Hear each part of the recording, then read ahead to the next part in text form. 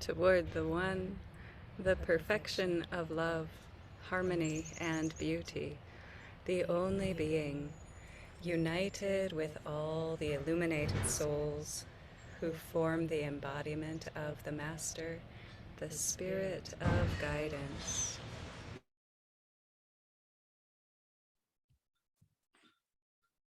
Thank you. And let's attune to our breath and breathing the elemental breaths, the healing breaths, the purification breaths. Breathing in Ya Shafi, breathing out Ya Kafi. The breath of earth, breathing in and out through the nose.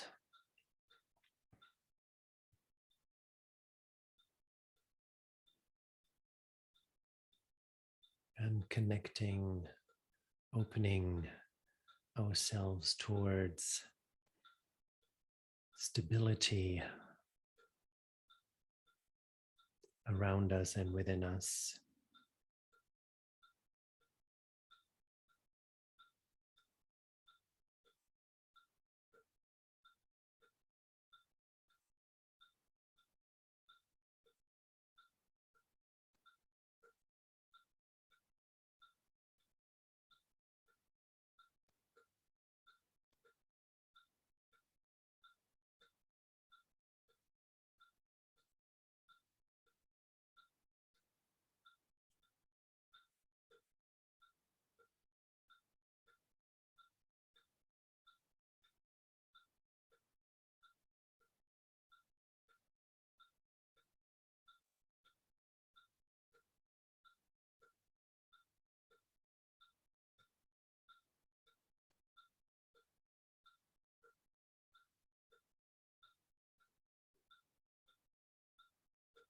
Breathing in Ya Shafi, breathing out Ya Kafi, the breath of water, breathing in through the nose and breathing out through the mouth,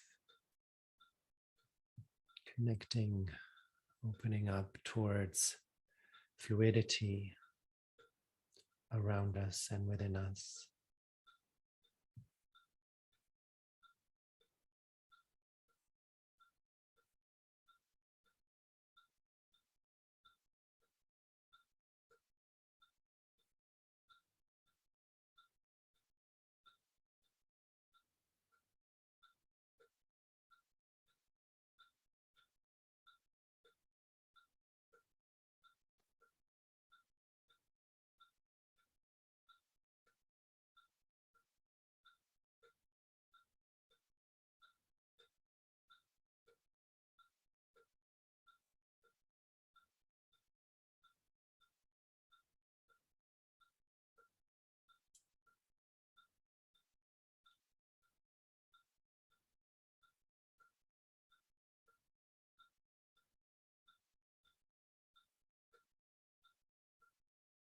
Breathing in Ya Shafi, breathing out Ya Kafi, the breath of fire, breathing in through the mouth and breathing out through the nose, opening towards connecting with warmth around us and within us.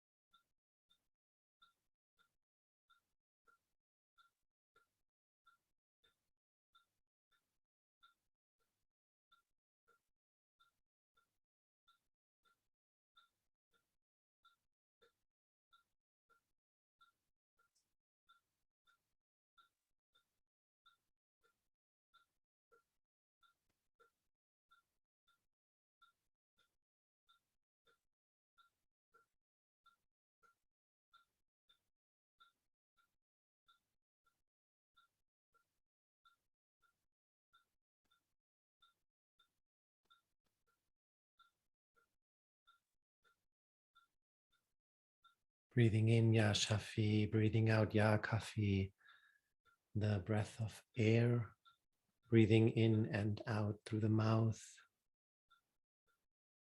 connecting ourselves to opening up towards the vastness around us and within us.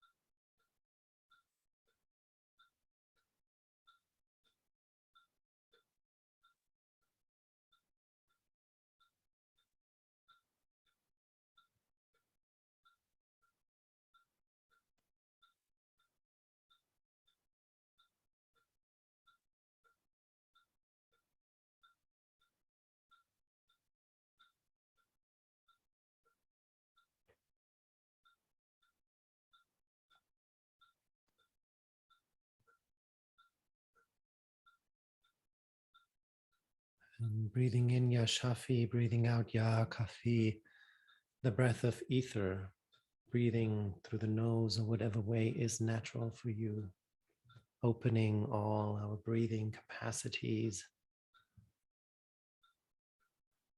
opening up towards connecting with capacity around us and within us.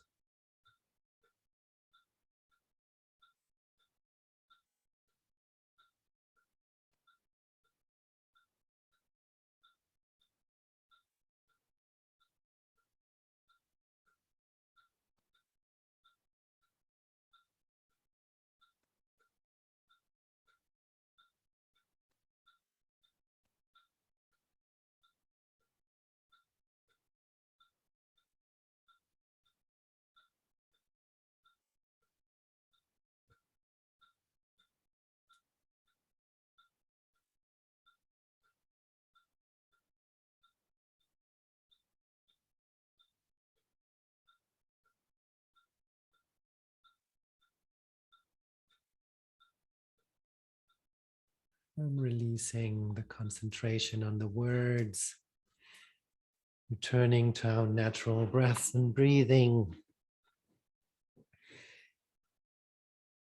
And one more time with a recording happening. Welcome to you all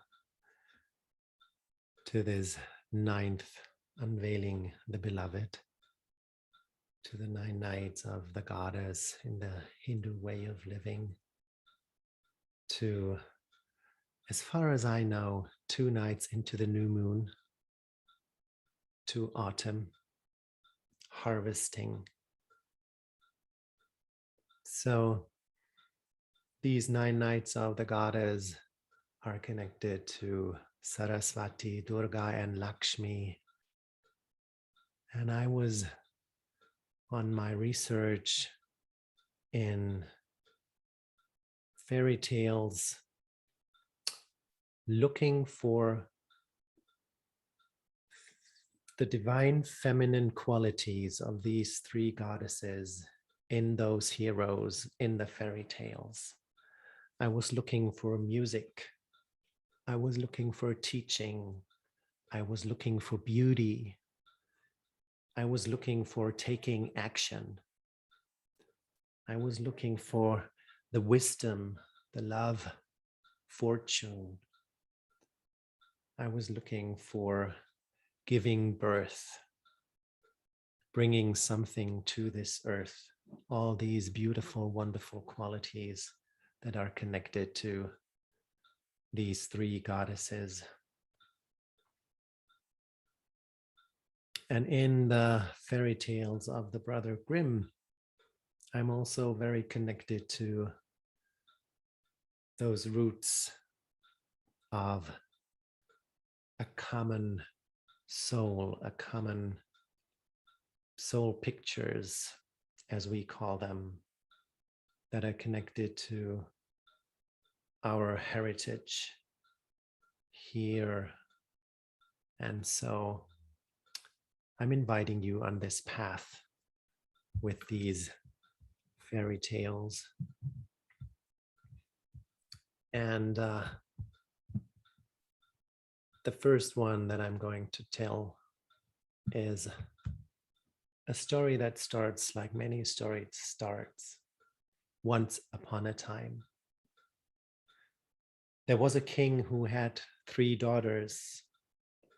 He desired to find out which of the 3 loved him the most. So he called them forth and posed the question to each, "How much do you love me?" The first said that she loved him more than the whole kingdom. The second, that she loved him more than all the jewels and pearls in the world. When the third daughter declared that she loved him more than salt, he flew into a rage. Then he ordered his servant to carry the little girl into the woods and kill her.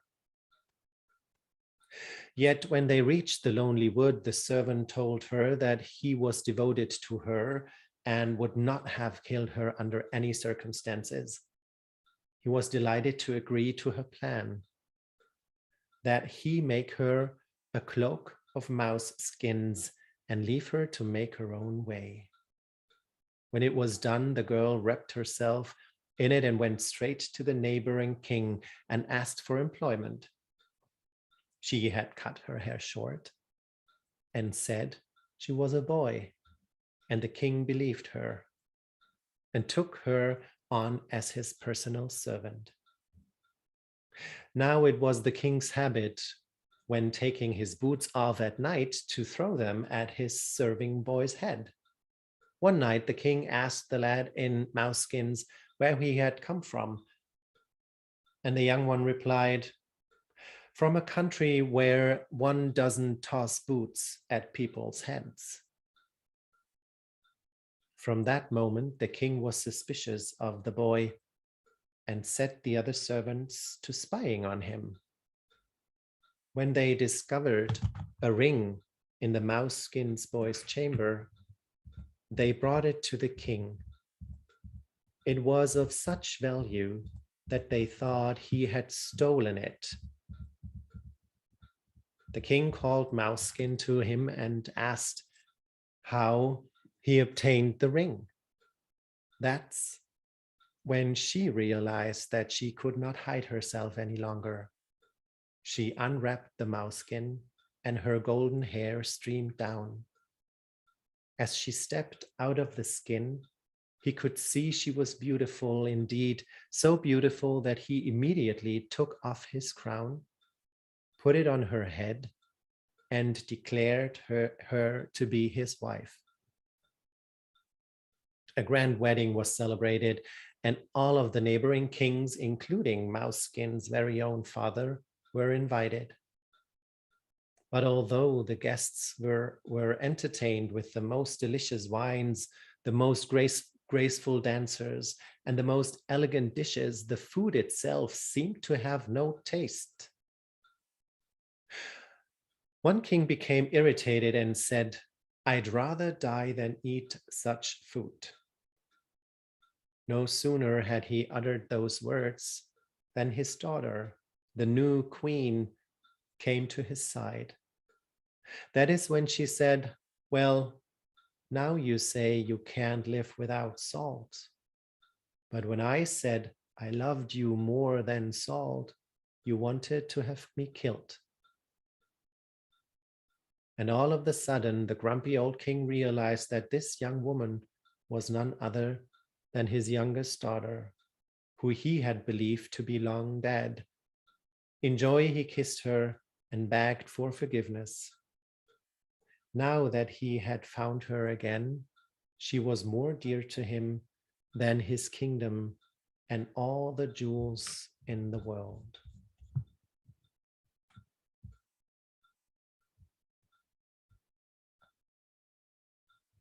So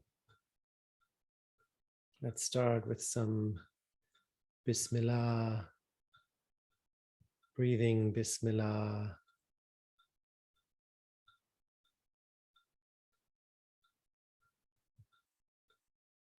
Breathing in Bismillah, breathing out Bismillah.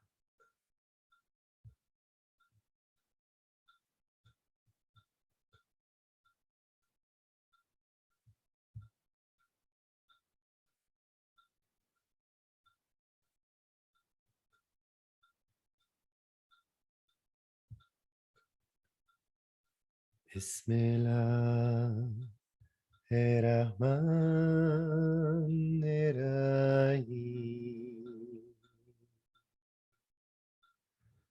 Bismillahirrahmanirrahim. Bismillahirrahmanirrahim.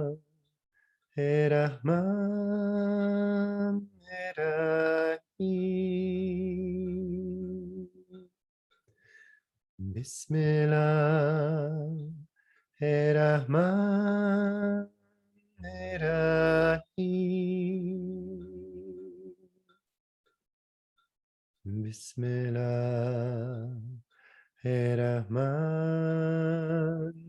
Rahim.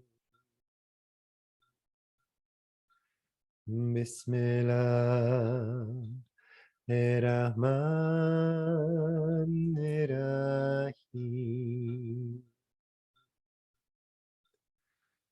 Bismillahirrahmanirrahim.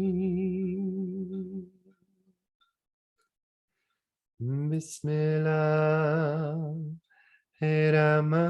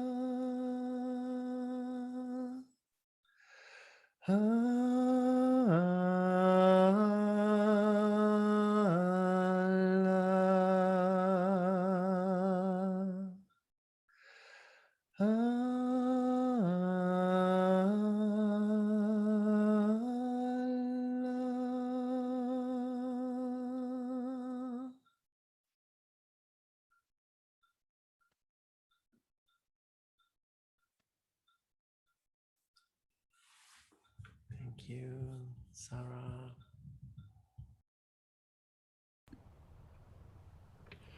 Thank you, Khabir.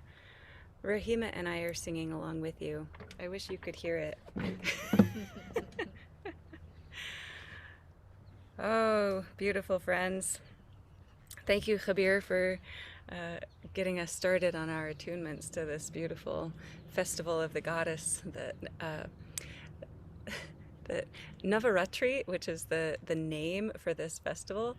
I first started realizing the breakdown of this word that means literally it's the 9 nights. And if you go to an Indian restaurant, Indian food restaurant, you can find sometimes on some menus there's something called the Navratan korma, which is a particular curried dish that has the word Navratan, that means 9 jewels. Which is like there are 9 ingredients in this. It's not necessarily, but that's an indication about what it is. And so it's the same root as 9, the Navrat, and then the Ratri is the same as, you've probably heard this on the Mahashivaratri, that is the great night of Shiva. And so the Ratri at the end of it is the night, so 9 nights of the divine feminine. So we're going to go through this process, and we're just going to pretend that we're condensing our 9 nights of the Goddess Festival into 2 hours of our Zoom session today. So the first 3 nights are dedicated to Saraswati, and Saraswati is the goddess of wisdom and music and all of the arts of language and the visual arts and also dancing. And she's, let's see, is this true? I don't know if that's true. She has a lot of power and is often depicted in her own autonomy. Some of the depictions of the divine feminine are often depicted with a masculine consort or counterpart, but Saraswati is always just on her own, doing her own thing. She does have a masculine counterpart, but we don't need to talk about him. So she rides on a swan. I love that she rides on a swan because when I was a child, I loved swans, partially because I was obsessed with ballet and the Swan Lake Association, and they're just so graceful, but they are rude. Just so you know, swans are kind of rude.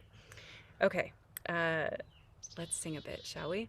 This, throughout the course of our unveiling today, I'm going to bring 3 melodies, one for each of the goddesses in the Navaratri festival. And these particular melodies have accompanying dances that were put together by our friend Shivadam. So I'll go through the music for the Saraswati one first, and then I think that I'll take a moment to show you the movements so that you can have a physical embodiment of invoking her wisdom and her guidance. And just a moment while I figure out how to use a computer over here. They're the words for it. We'll sing Om Shri Saraswati Ayi. Om Shri Saraswati Ayi. And when we say Om, we're attuning to the vibration of creation, of everything that ever was, is, or will be. Shri is a syllable, a phrase of veneration, of tremendous respect, of acknowledging with reverence this entity. And Saraswati, her name is Saraswati, and we add the yi at the end of it that indicates that we are singing directly to her. We're not singing about her, we're not gossiping, we're having a direct conversation with Saraswati. Then we say Namo, Namo, Namo, Namah. And the Namo and Nama have the same meaning, that are a bowing to or being empty of self before this entity. And in the Sanskrit, when we say Namo with an O at the end, that's a hint that we're going to say it again. That means there's more. So then we say it again, Namo. That means we have to say it again. And then we say Namo, and we have to say it again. The last one, putting the H at the end, either as a Nama or a Namaha, same indication at the end. That means that's the last one. That's the punctuation point on this mantra. So we'll say Om Shri Saraswati Ayi. Namo, Namo, Namo, Namah. Okay. Let's see, where are we? Om Shri Saraswati Ayi.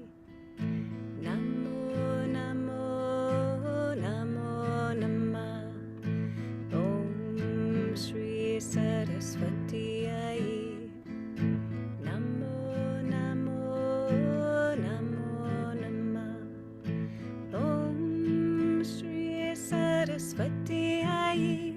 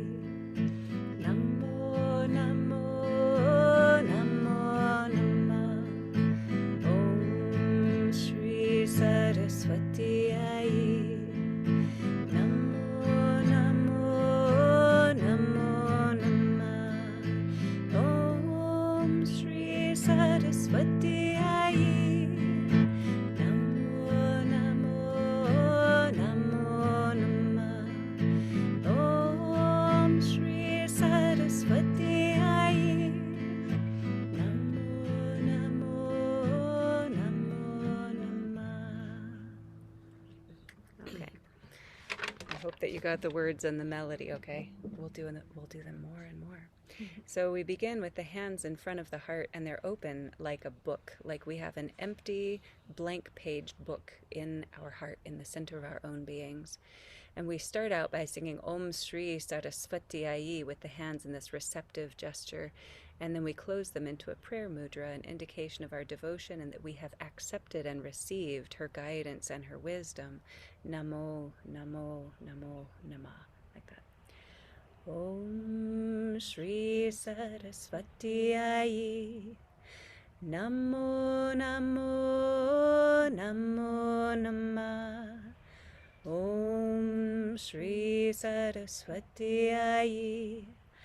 Namo, Namo, Namo, Namah. When the melody goes up, so do our hands, that we are receiving her guidance and her wisdom from wherever it is that can stream down into us. So my hands are up, open like this, so I'm just creating myself as a pure, open channel, funneling her guidance into myself, and then I'm going to bring my hands together and draw that into my heart. So Om Shri Saraswati Ayi. Namo, Namo, Namo, Namah. Om Shri Saraswati Ayi. Namo, Namo, Namo, Namah. Open book. Om Shri Saraswati Ayi. Namo, Namo, Namo.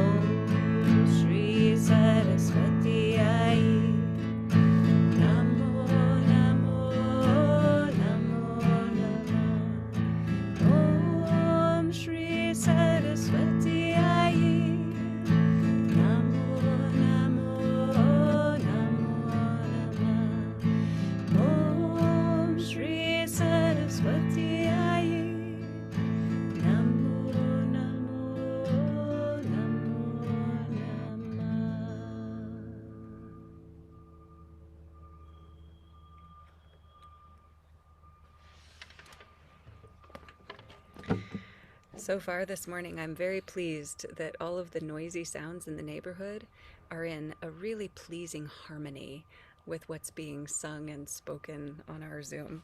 That's always nice when that happens, isn't it? It's like, that one is a little bit dissonant, but that feels somehow appropriate.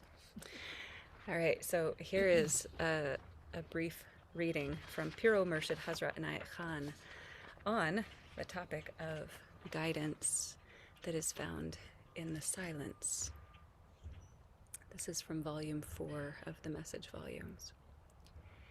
It is noise which hinders a voice that we hear from a distance. And it is the troubled waters of a pool which hinder us seeing our own image reflected in the water. When the water is still, it takes a clear reflection. And when our atmosphere is still, then we hear that voice which is constantly coming to the heart of every person. We are looking for guidance. We, all of us, search for truth. We search for the mystery. The mystery is in ourselves.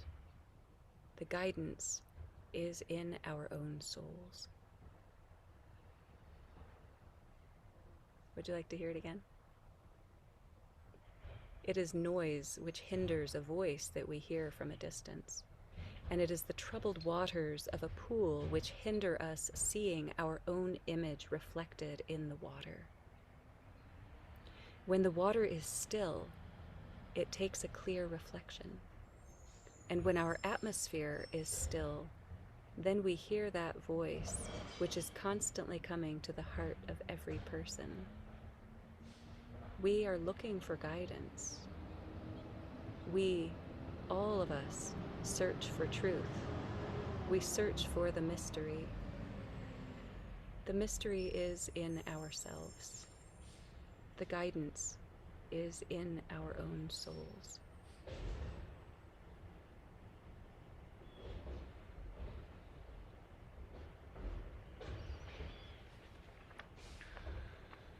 So, I'd like to take you into a partial shuggle practice. That is Piro Murshid's instructions about, he didn't make these things up, but these are the ways that he described them and conveyed them. That is really cultivating our inner awareness and tending to the spirit of guidance that is constantly unfolding within us. That there is never any pause in the flow of divine wisdom that is present and available to us, but we suck at listening to it. We do. We're so attracted to the outer world, to what's unfolding around us, and to the voice of our own ego selves. And so we forget to really invite ourselves into a stillness and a keen awareness to that inner voice. So here are 2 partial shuggle practices that help us draw our attention away from the distractions of the outer world and to tend to the inner. And we'll work with the senses of hearing and seeing individually. So the instruction is this. We're going to start with the sense of hearing. After I give the instruction, don't do it yet because you won't be able to hear me. After I give instructions, we'll be taking a full inhalation and then holding the ears closed very gently, holding the breath for precisely 2 seconds. Murshid wasn't that precise, but I'm saying like a very brief time. 2 seconds is just right. During that 2 seconds, we draw our attention toward hearing what's happening on the inside of our beings. And we recognize everything that we hear as the sound whoo. And then we let go of our ears and breathe out. And we'll do it again. So a total of 3 times. I'm not going to give all the other specific instructions because I think this is enough for now.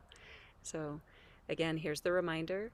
We'll breathe in, hold the ears, hold the breath for 2 seconds, thinking, concentrating on the sound whoo, and then letting go and releasing. Are you ready?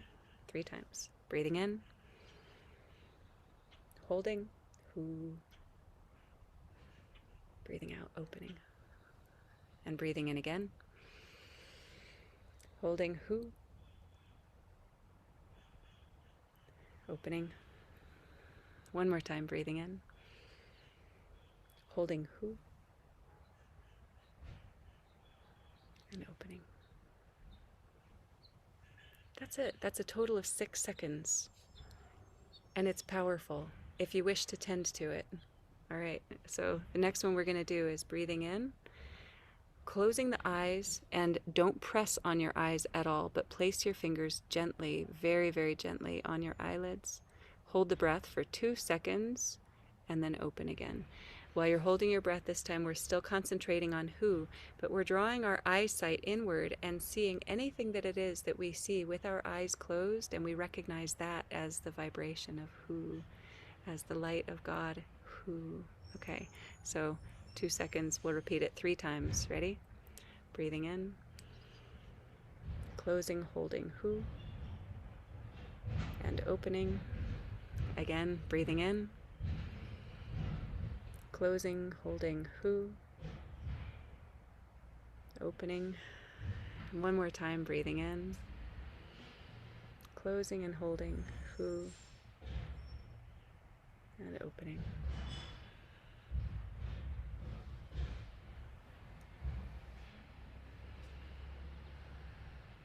Tending to the wisdom, the light, and the vibration that is always present, always present.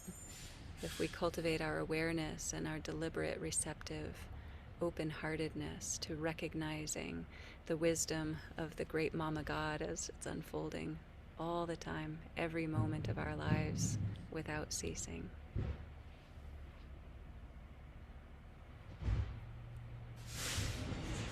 Khabir.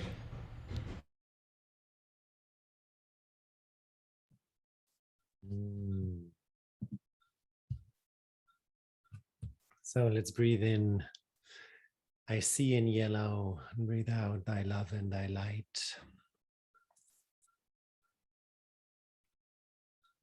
I see in yellow, thy love and thy light. One more time. I see in yellow, thy love and thy light.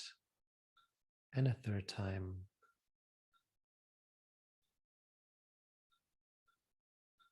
I see in yellow, thy love and thy light.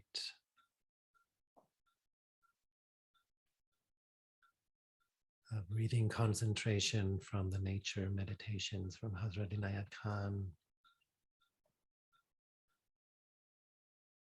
Another way of connecting to the nature around us and within us.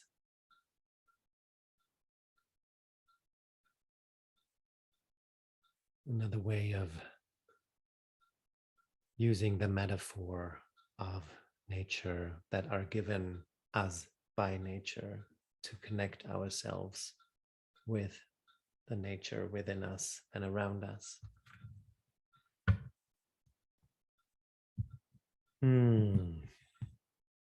So the next fairy tale is, I guess, one of the most famous and well-known fairy tales of the Brother Grimm. And most people don't know the ending. We have a certain idea and a certain picture of a certain fairy tale in our mind, in our heart. And this is the one picture that is enough to have. It's the one picture that we maybe should take a closer look at. Why is it that picture that we have in our heart? And this is one of my joys in reading and telling stories, to get more pictures and to see more pictures and to move them in myself. So I'm not going to tell you the title of the story because we're coming there pretty soon. So there once lived a man and his wife who had long wished for a child, but in vain. Now, there was at the back of their house a little window which overlooked a beautiful garden full of the finest vegetables and flowers. But there was a high wall around it, and no one ventured into it, for it belonged to a witch of great might, and of whom all the world was afraid. One day, the wife was standing at the window and looking into that garden, and she saw a bed filled with the finest rampion. Now, I need to have a little break here because I was looking for the word rampion in English. I never heard it. I mean, we in German, the story at this point says she saw Rapunzel standing in that garden. And that is a very, very old word to use for rampion. I don't know if you all know what rampion is. Well, it is Rapunzel flower, it's called. We call it corn salad or farm lettuce nowadays. In the old days, it was called Rapunzel. Now, I will keep on speaking of Rapunzel and not rampion. And you know what this woman is looking at, this wife is looking at when she's looking in the garden of that witch.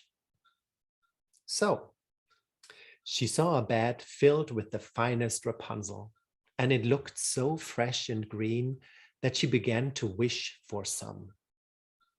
And at length she longed for it greatly.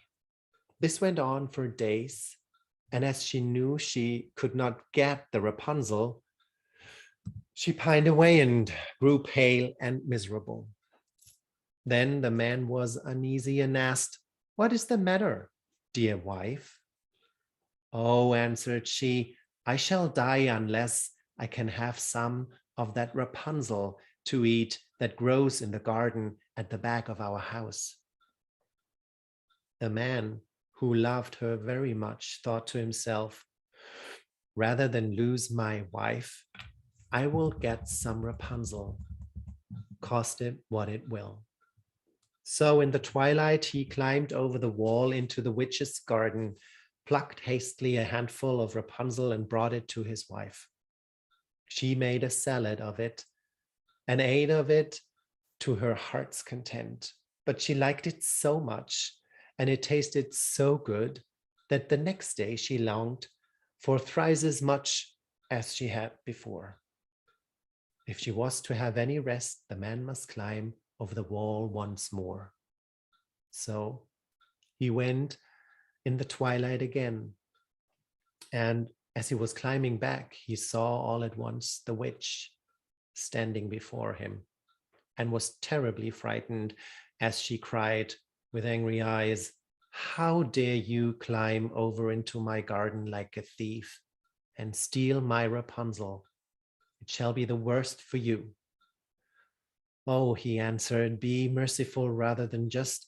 I have only done it through necessity, for my wife saw your Rapunzel out of the window and became possessed.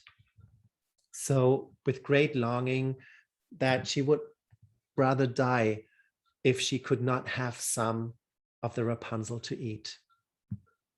Then the witch said, "If it is all as you say, you may have as much Rapunzel as you like on one condition. The child that will come into the world must be given to me. It shall go well with the child, and I will care for it like a mother." In his distress of mind, the man promised everything, and when the time came, when the child was born, the witch appeared, and giving the child the name of Rapunzel, she took it away with her. Rapunzel was the most beautiful child in the world. When she was 12 years old, the witch shut her up in a tower in the midst of a wood, and it had neither steps nor door, only a small window above. When the witch wished to be let in, she would stand below and shout, "Oh, Rapunzel, oh, Rapunzel, let down your hair." Rapunzel had beautiful long hair that shone like gold. When she heard the voice of the witch, she would undo her hair, open the upper window, unbind the plaids of her hair, and let it down 20 ells below, and the witch would climb up by it. After they had lived like this for a few years, it happened that the king's son was riding through the wood.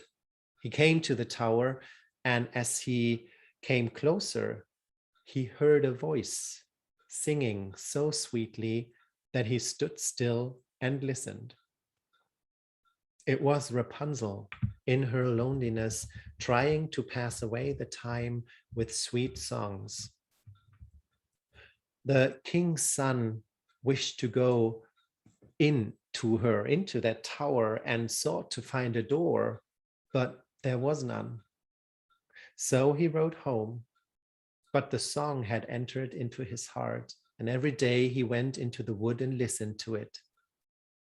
Once, as he was standing there under a tree, he saw the witch come up and listened while she called out, "Oh, Rapunzel, Rapunzel, let down your hair." Then he saw how Rapunzel let down her long tresses and how the witch climbed up by it and went into her. And he said to himself, "Since that is the ladder, I will climb it and seek my fortune." And the next day, as soon as it began to grow dusk, he went to the tower and cried, "Oh, Rapunzel, Rapunzel, let down your hair." And she let down her hair, and the king's son climbed up by it. Rapunzel was greatly terrified when she saw that a man had come into her, for she had never seen one before. But the king's son began speaking so kindly to her and told how her singing had entered into his heart, so that he could have no peace until he had seen her herself. Then Rapunzel forgot her terror, and when he asked her to take him for her husband, and she saw that he was young and beautiful, she thought to herself, "I certainly like him much better than the old Mother Gothel." And she put her hand into his hand. Gothel is an old German word for godmother. She said, "I would willingly go with you, but I do not know how I shall get out. When thou comest, bring each time a silken rope, and I will make a ladder. And when it is quite ready, I will get down by it out of the tower, and you shall take me away on your horse." They agreed that he should come to her every evening, as the old woman came in the daytime. So the witch knew nothing of all of this, until once Rapunzel said to her unwittingly, "Mother Gothel, how is it that you climb up here so slowly, and the king's son is with me in a moment?" "Oh, wicked child," cried the witch, "what is this I hear? I thought I had hidden thee from all the world, and you have betrayed me." In her anger, she seized Rapunzel by her beautiful hair, struck her several times with her left hand, and then, grasping for a pair of scissors in her right, and snip, snap, the beautiful locks lay on the ground. And she was so hard-hearted that she took Rapunzel and put her in a waste and desert place, where she lived in misery. The same day on which she took Rapunzel away, she went back to the tower in the evening and made fast the severed locks of hair to the window hasp. And the king's son came and cried, Rapunzel, Rapunzel, let down your hair. Then she let down the hair, and the king's son climbed up. But how was he looking when he found that old witch standing in front of him instead of his dearest Rapunzel? Aha, cried she, mocking him, you came for your darling, but the sweet bird sits no longer in the nest and sings no more. The cat has got her and will scratch out your eyes as well. Rapunzel is lost to you. You will never see her again. The king's son was beside himself with grief, and in his agony, he sprang down from the tower. He escaped with his life, but the thorns on which he fell put out his eyes. Then he wandered blind through the wood, eating nothing but roots and berries, and doing nothing but lament and weep for the love of his dearest wife. So he wandered several years in misery, until at last he came to the desert place where Rapunzel lived with her twin children that she had borne, a boy and a girl. At first, he heard a voice that he thought he knew. And when he reached the place from which it seemed to come, Rapunzel recognized him and fell into his arms and wept. And when her tears touched his eyes, they became clear again, and he could see with them as well as ever. Then he took her to his kingdom, where he was received with great joy, and there they lived long and happily.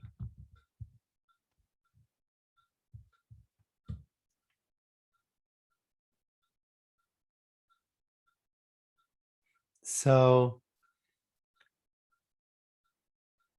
just to let you know a little bit of the history of stories also. In the original story, Rapunzel was not speaking to the old witch. How do you take such a long time to climb up here? And the young prince is so quick. In the original story, she asked her old godmother, I don't know. My clothes are getting tighter and tighter. What is happening to me? And we all know, I guess, what happened to her.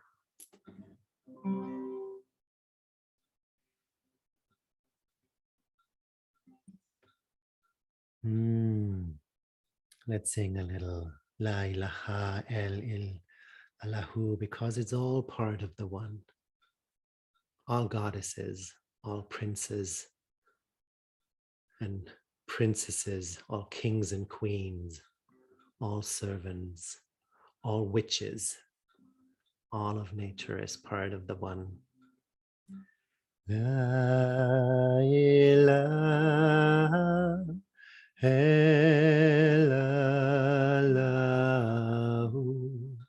la ilaha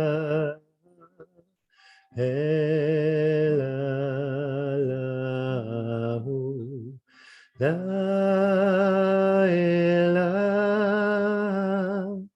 illallahu,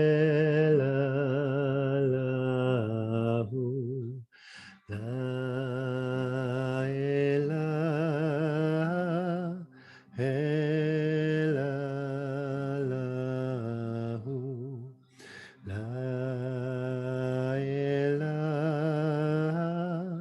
illallahu,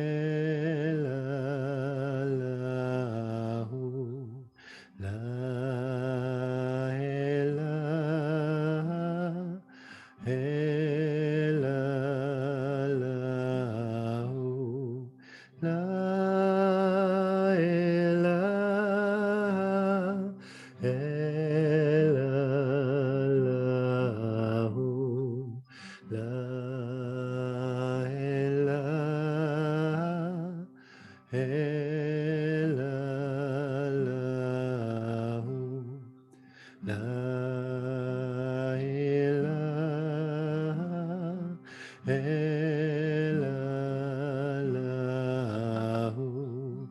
la ilaha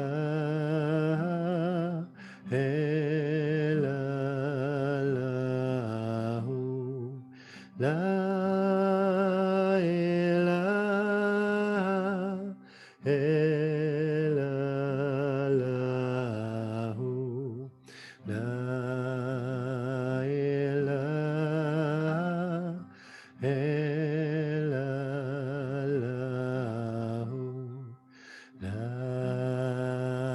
la ilaha illallahu, la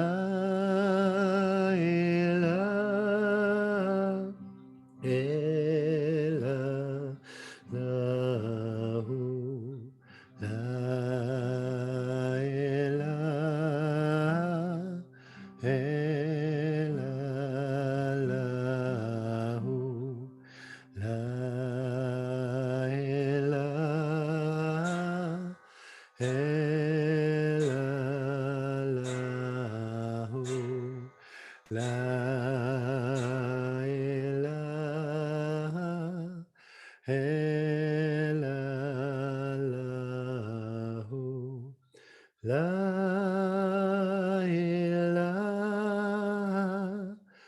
illallahu, la ilaha illallahu, la ilaha illallahu, la ilaha illallahu, la ilaha illallahu, la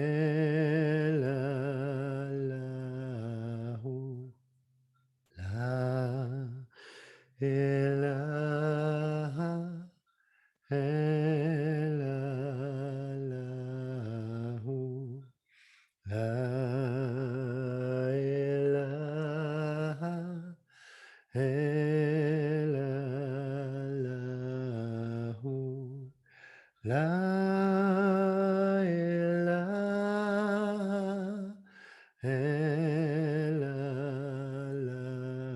illallahu, la ilaha illallahu, la ilaha illallahu.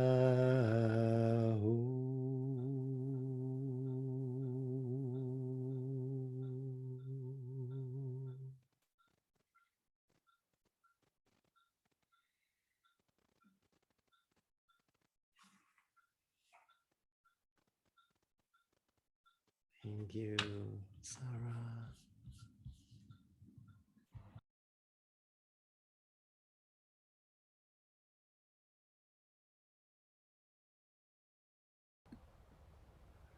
Thank you, Khabir.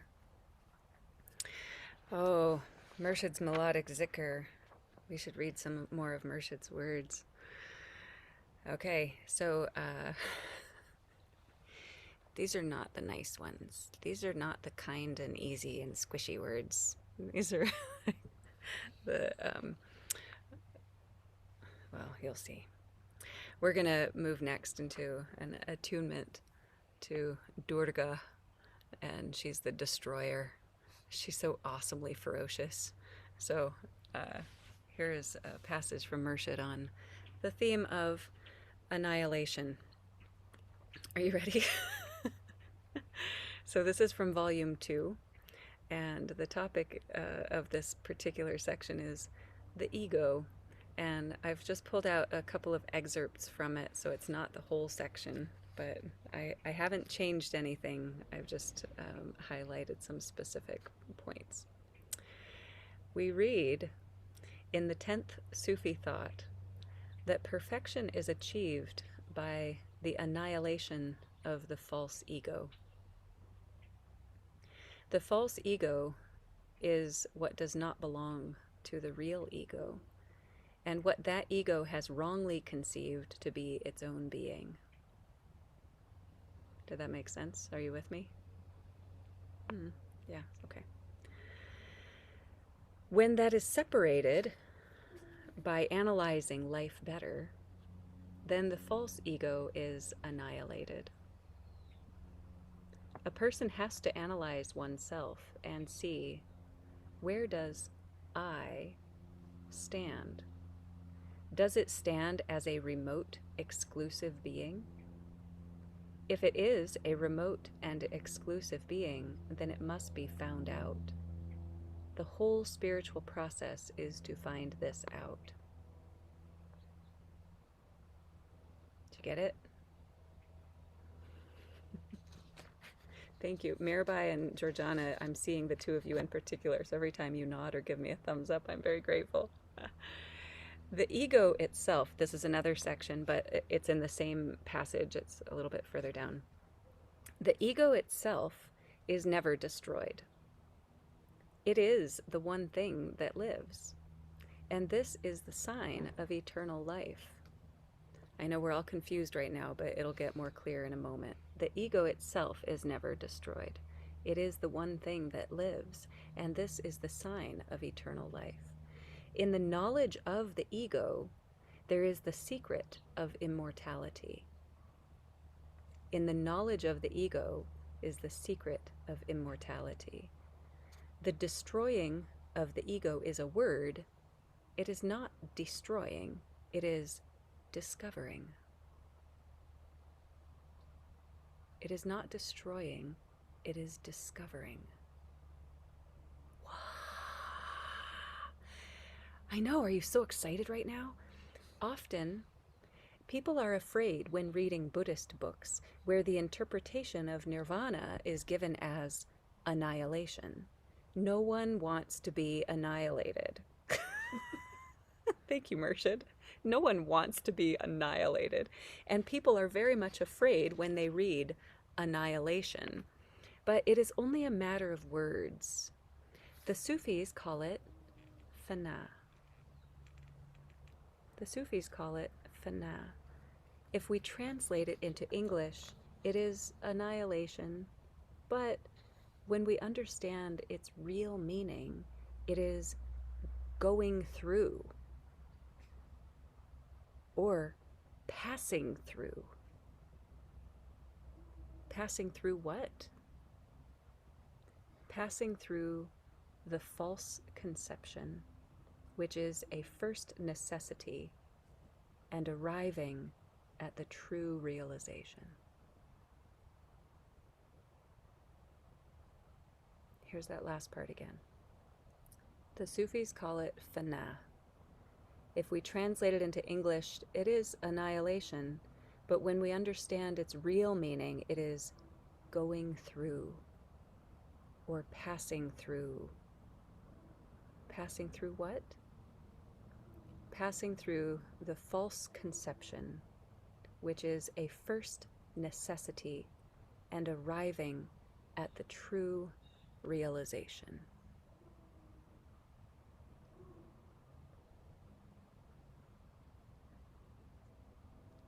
It's not actually destroying the ego, it is discovering the real self.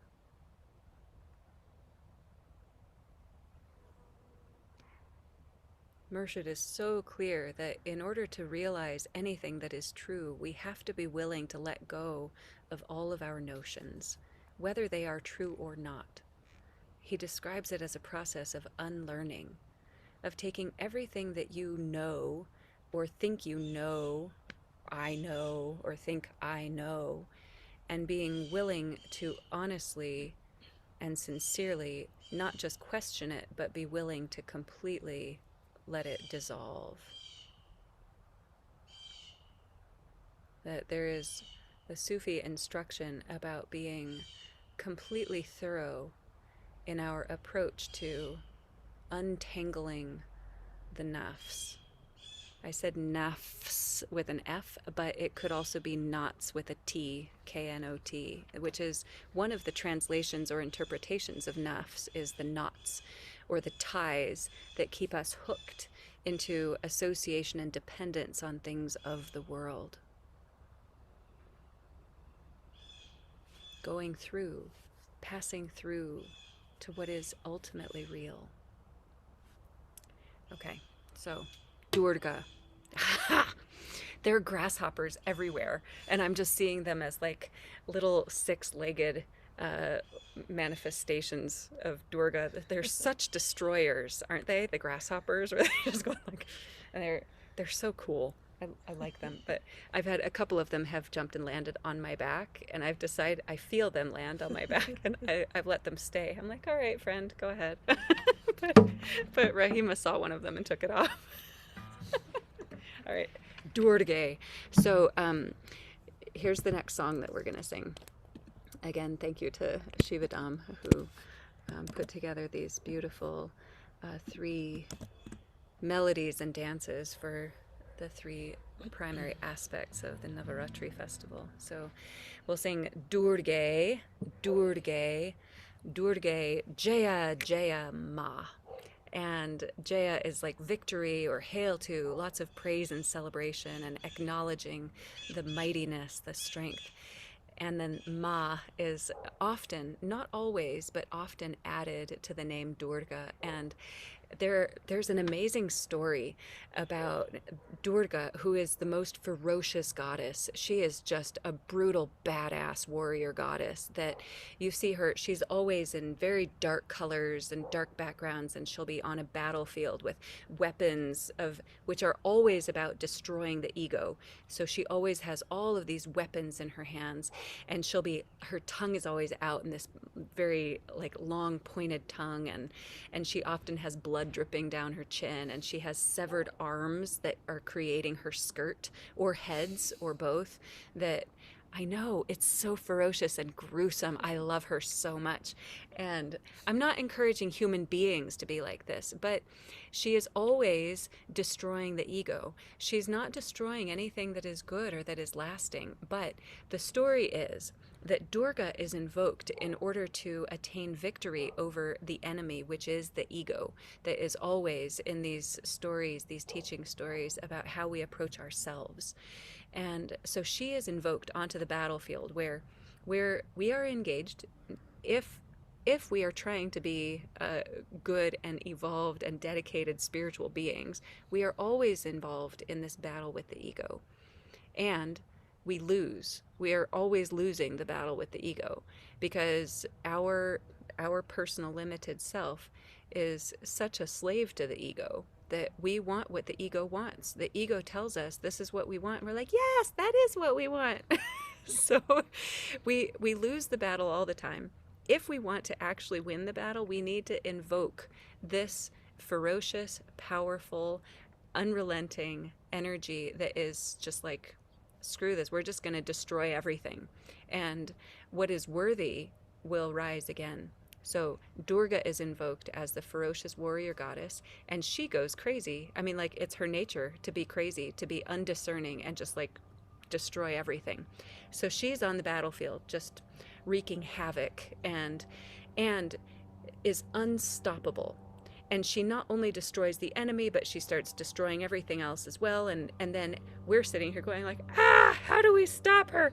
And the only way to stop her, this is the most beautiful story, the only way to stop her is that an infant, a baby, is placed in the center of the battlefield that is complete destruction. And there's a little innocent, pure infant going, ah, and Durga stops and sits in the center of the destruction and nurses the baby.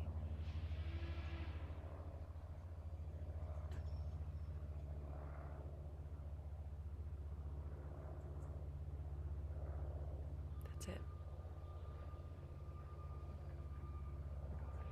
So, Durga Ma. Durga, Durga, Durga, Jaya Jaya Ma. Durga, Durga, Durga, Jaya Jaya Ma. Durga, Durga, Durga, Jaya Jaya Ma. Durga, Durga, Durga, Jaya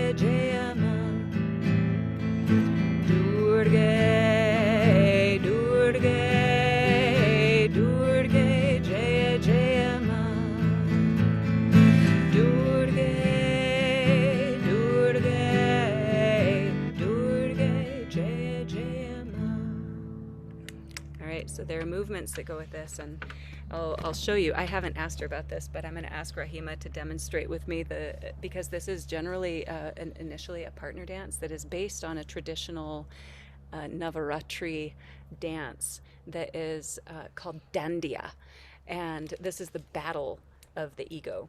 And so we'll show you what happens originally in the dance is that we each step, we're like, we are each other's egos in this that we are battling with. And so we first step in one direction, and then we smack. It's like the dance itself, the traditional dance, is that people are holding sticks and they're doing a battle with each other and hitting sticks with each other. But in the dance, we don't have sticks because we don't trust ourselves with sticks. We would hurt someone or poke an eye out. But instead, we use our hands as sticks. So we first would be stepping to our own right and battling the ego in that direction, and then to our own left and battling the ego in that direction, and then doing a turn of transformation.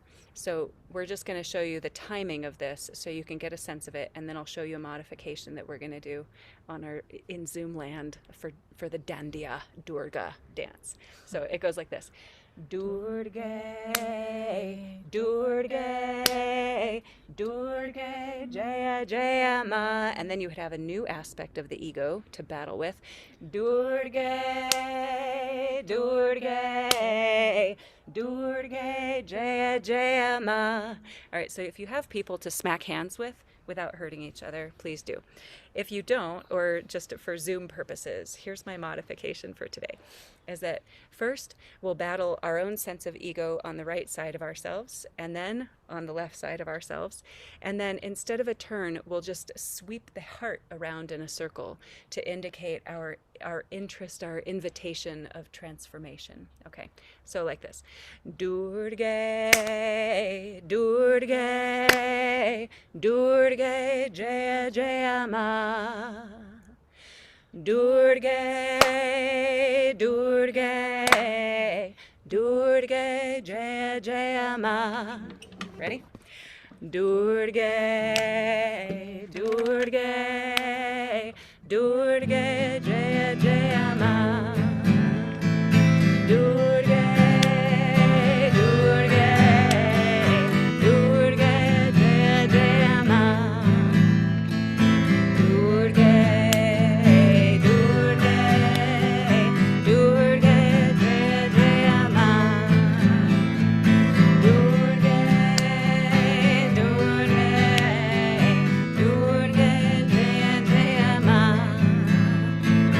Durga,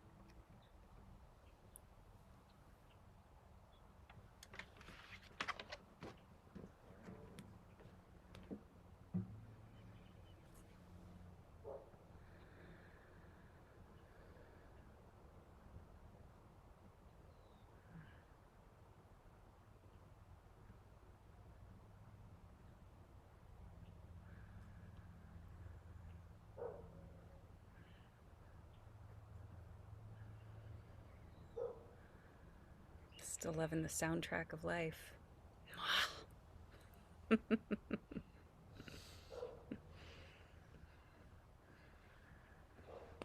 Khabir.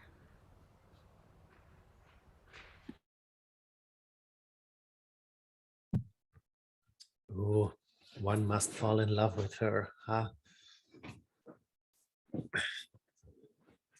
Yeah. Such a blessing to feel that energy and to know that we're fighting, we're struggling again and again and again. And how good it is to have these helpers on our side. Let's breathe a little bit in and out. And one of the nature meditations from Hazrat Inayat Khan. In red, I see the bleeding of thy heart in sympathy for thy beings.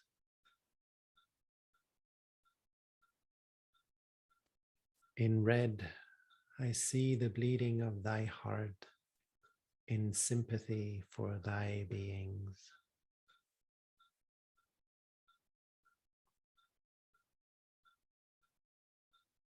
In red, I see the bleeding of thy heart in sympathy for thy beings.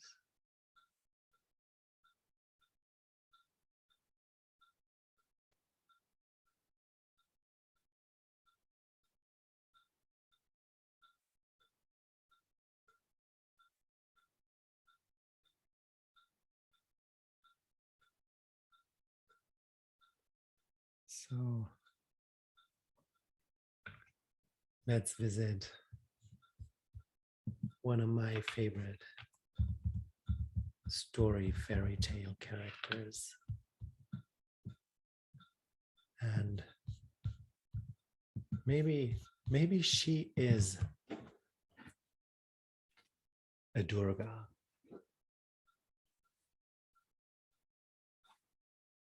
In times past, there lived a king and a queen, and who said to each other every day of their lives, would that be great if we would have a child? And yet they had none. But it happened once that when the queen was bathing, there came a frog out of the water. And he squatted on the ground and said to her, thy wish shall be fulfilled.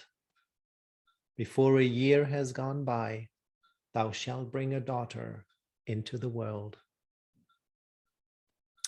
And as the frog foretold, so it happened. And the queen bore a daughter so beautiful that the king could not contain himself for joy. And he spoke and had a great feast settled up. Not only did he invite all his friends, relations, acquaintances, but also the wise women, and listen carefully, the wise women, that they might be kind and favorable to the child. There were 13 of them in his kingdom, but as he had only provided 12 golden plates for them to eat from, one of them had to be left out. However, the celebration was celebrated with all splendor, and as it drew to an end, the wise women stood forward to present the child their wonderful gifts. One bestowed virtue, one beauty, a third riches, and so on, whatever there is in the world to wish for. And when 11 of them had said their say, in came the uninvited 13th, burning to revenge herself, and without greeting or respect, she cried with a loud voice, in the 15th year of her age, the princess shall prick herself with a spindle and shall fall down dead. And without speaking one more word, she turned away and left the hall. Everyone was terrified at her saying when the 12th came forward, for she had not yet bestowed her gift. And though she could not do away the evil prophecy, yet she could soften it.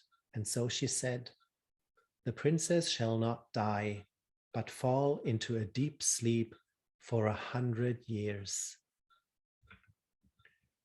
Now, the king wanted to save his child, even from this misfortune. And so he gave commandment that all the spindles in his kingdom should be burnt. The maiden grew up, adorned with all the gifts of the wise women. And she was so lovely, modest, sweet, and kind and clever that no one saw her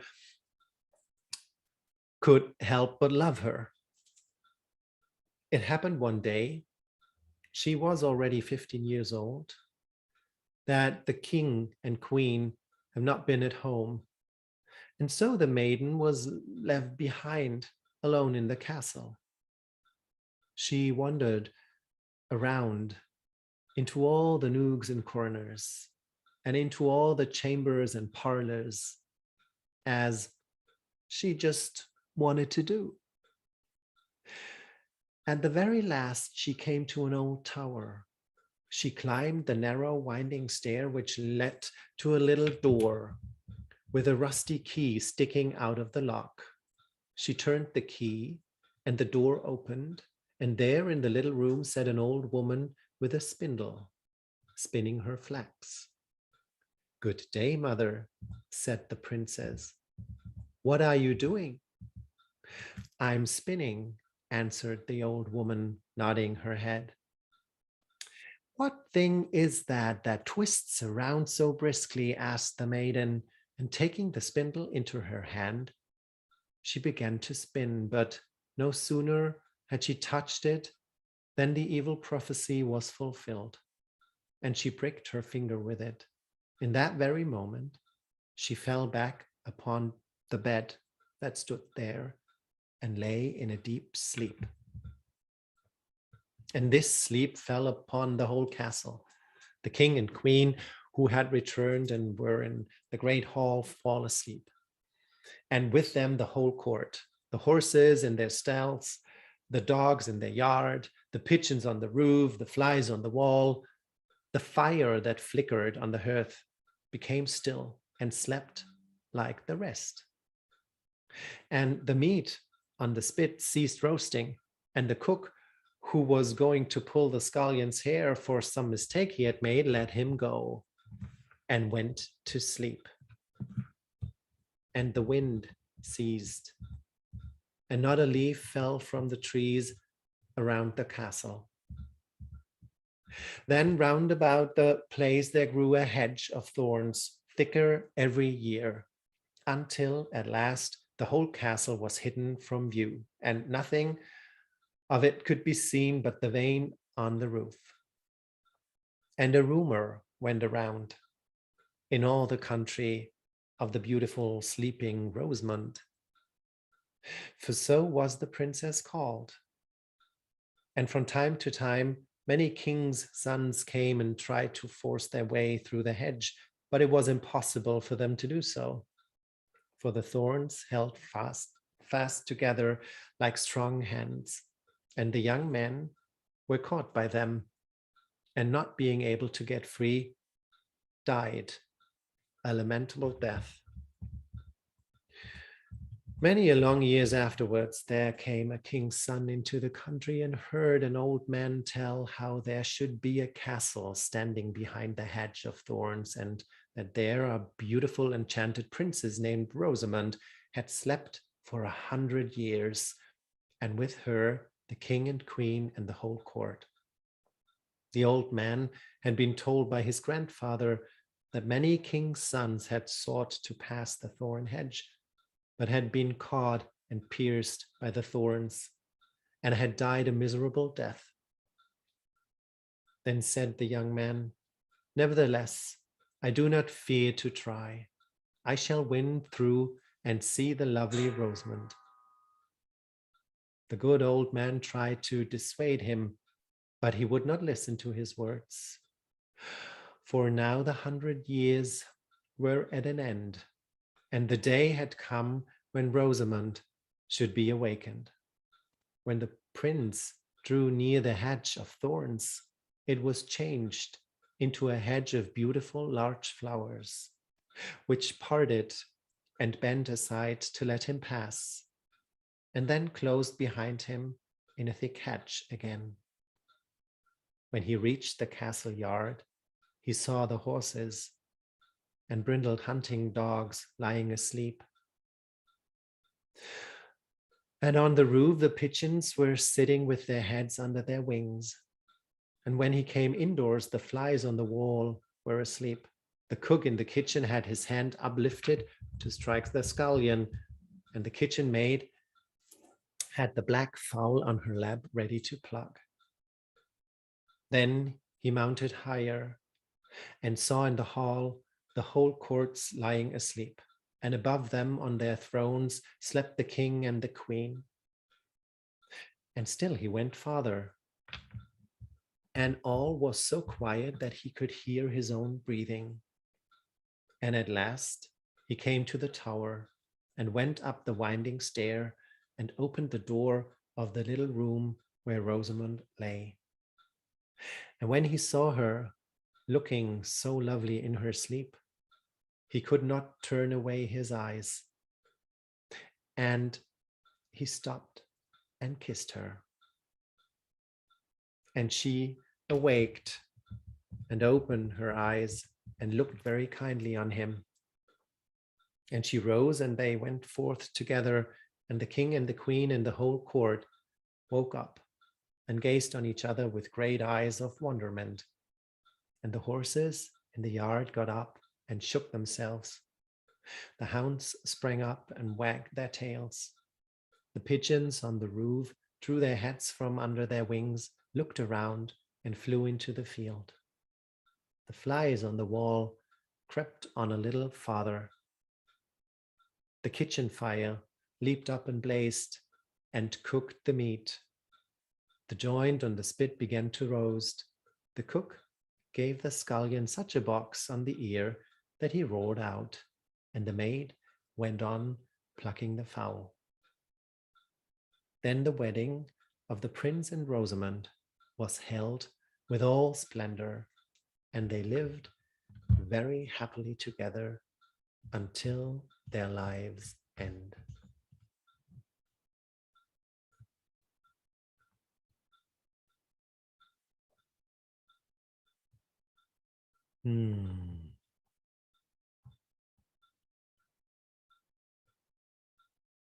So what are all those princes fighting the thorn hedges to enter, to wake the sleeping beauty? Is that sleeping beauty our true self?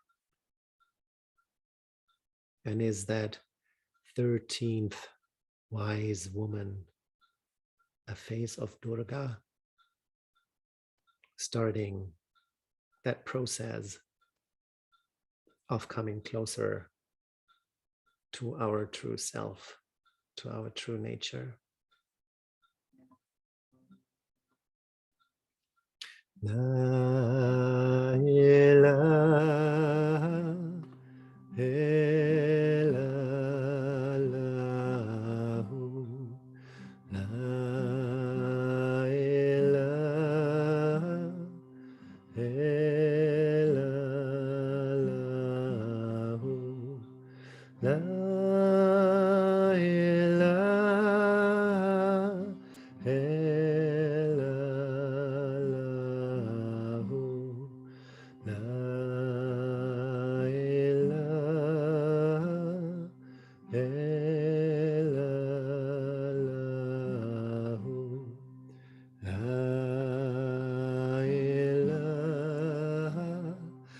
ilaha illallahu, la ilaha illallahu, la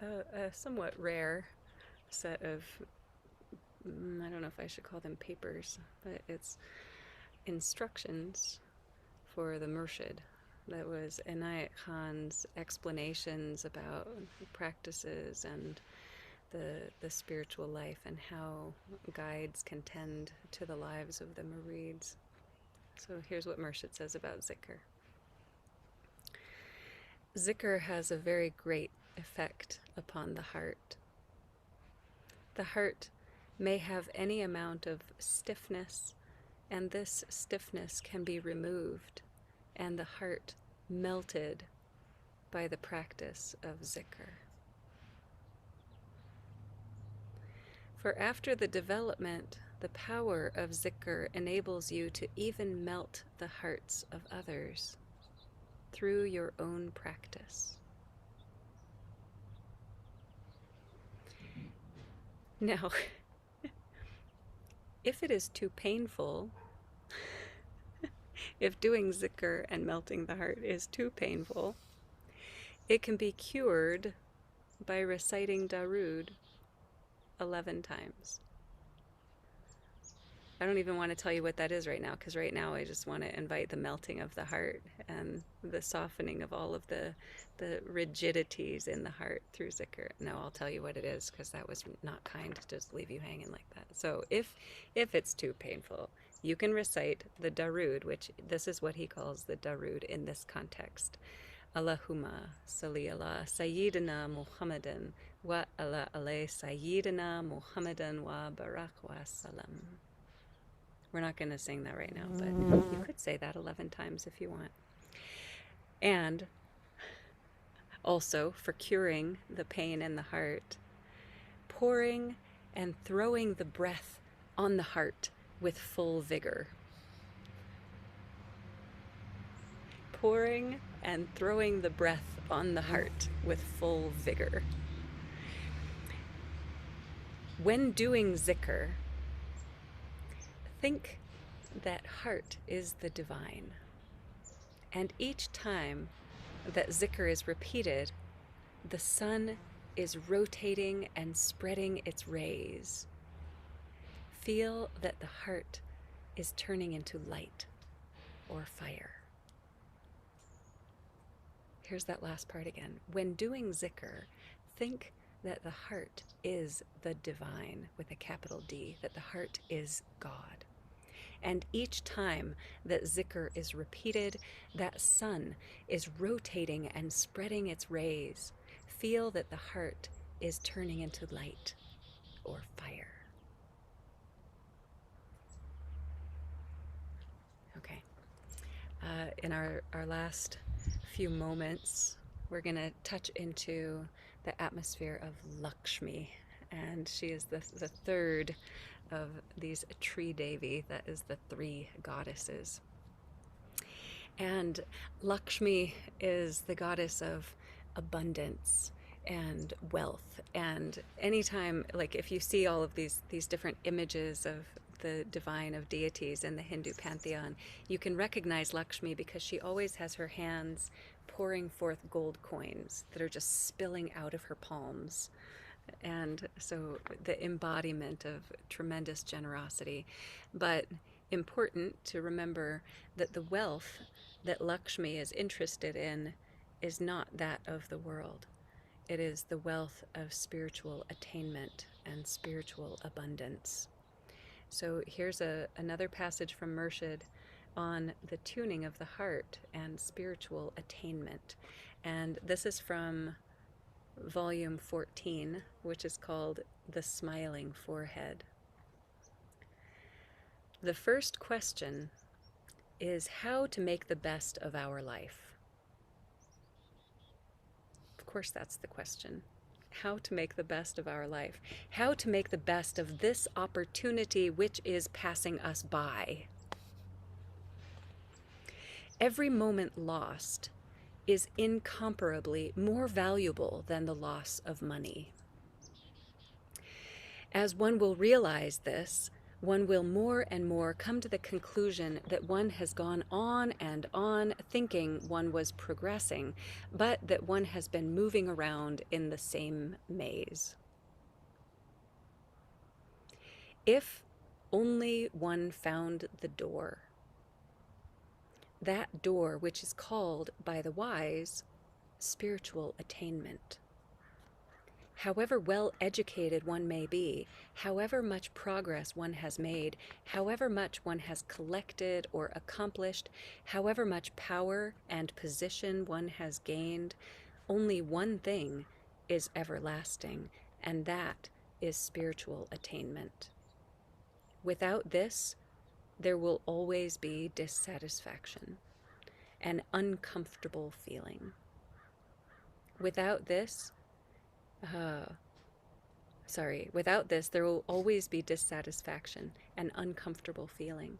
No knowledge, power, position, or wealth can give that satisfaction which spiritual attainment can give. In seeking God, in attaining spirituality, we do not need to use so much intellect, because this does not come by the intellect. It comes by the tuning of the heart.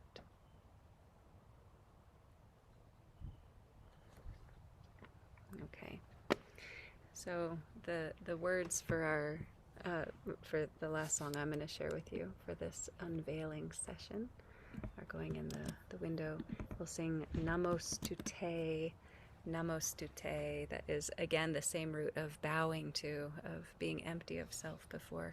Maha Lakshmi. Maha means great, like a big, profound, ultimate version of Lakshmi. Namostute. Lakshmi is her name.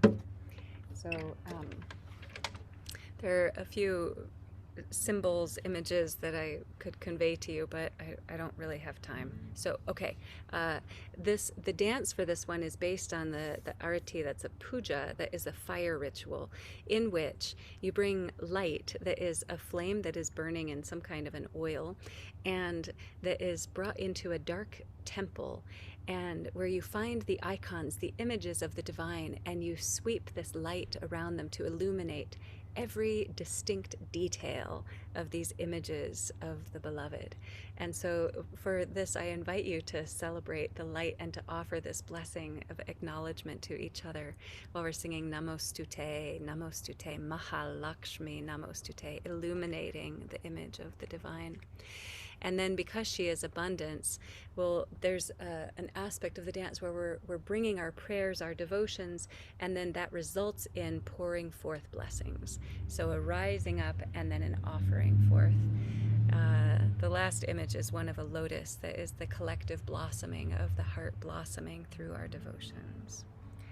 Namostute, Namostute, Mahalakshmi, Namostute, Namostute, Namostute, Mahalakshmi, Namostute, Namostute, Namostute, Mahalakshmi, Namostute, Namostute, Namostute, Mahalakshmi, Namostute, illuminating Namostute, Namostute, Mahalakshmi, Namostute, Namostute.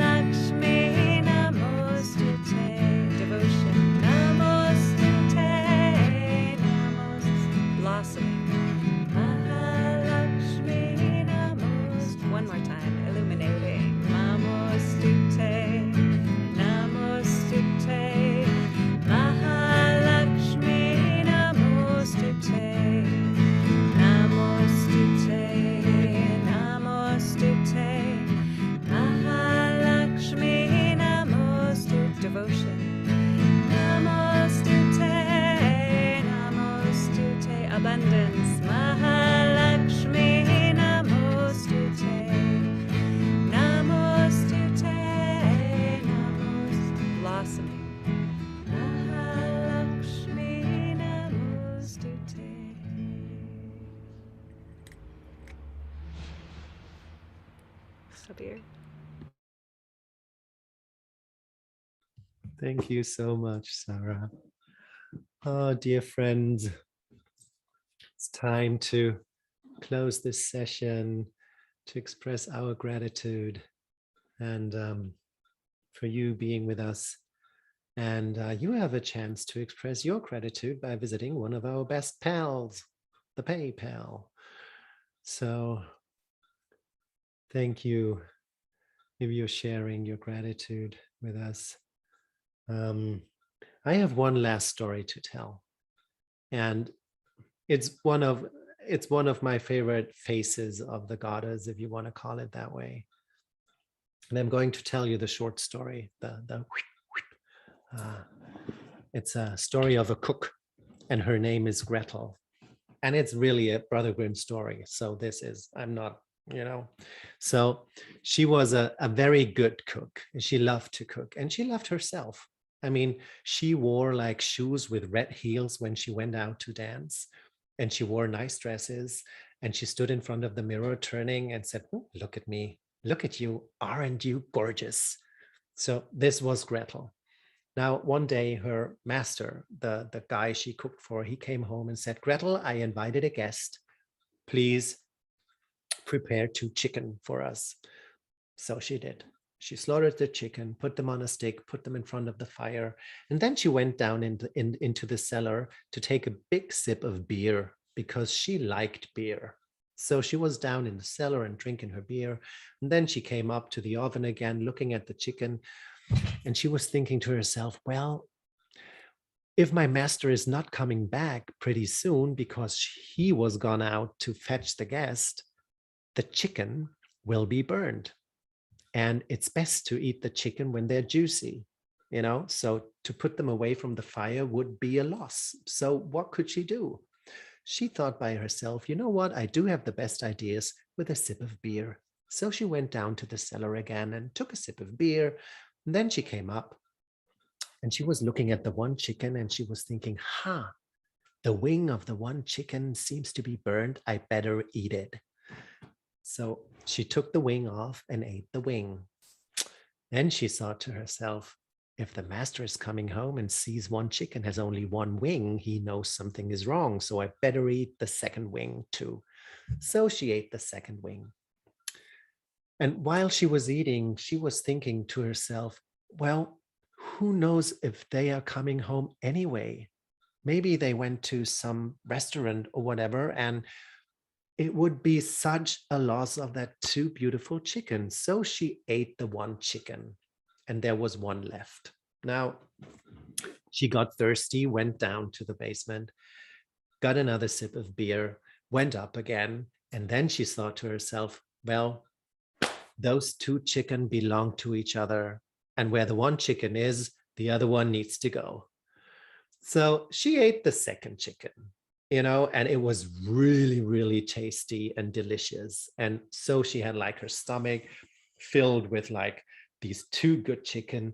And the master came home right in that moment. And he said, you know what? The guest will be here pretty soon. Please prepare the 2 chicken. She was like thinking, okay, what could I do? And then she was listening and hearing in the dining hall how the master was sharpening the knives to cut the chicken, to prepare the chicken for his guest. In that moment, the doorbell rang and the guest was standing in front of the door. And Gretel, being the clever person she was or is, went to the door and said to the guest, if I were you, I would run. I mean, my master, he invited you to have chicken with him, but what he really wants to do is to cut off your 2 ears. Can you hear how he's sharpening his knife? So the guest thought, well, that's an invitation, and ran away. Meanwhile, Gretel went back to her master and said, you invited a nice guest. I was walking down with the 2 chicken the whole way and he opened the door, grabbed the 2 chicken and ran away. Now, we don't have anything to eat here in the house. Now, The master, what did he? He was running behind the guest and he was shouting, please give me just one. Please give me just one. Meaning one chicken, so he can have one chicken. The guest, he thought, please give me just one ear. You can have the other one. And he kept on running and running and running as if he had a hot fire underneath his feet. And who knows, maybe he is still running. So, sweet friends, thank you for being with us. Let's do the prayer Khatum before we close.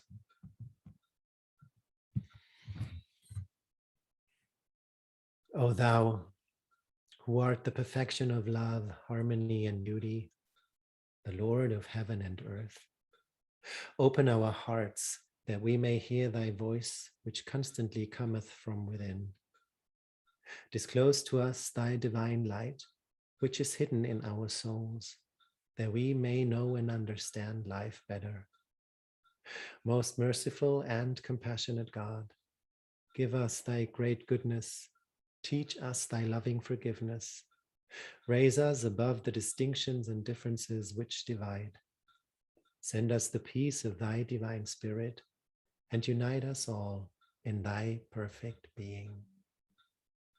Amen. Thank you so much.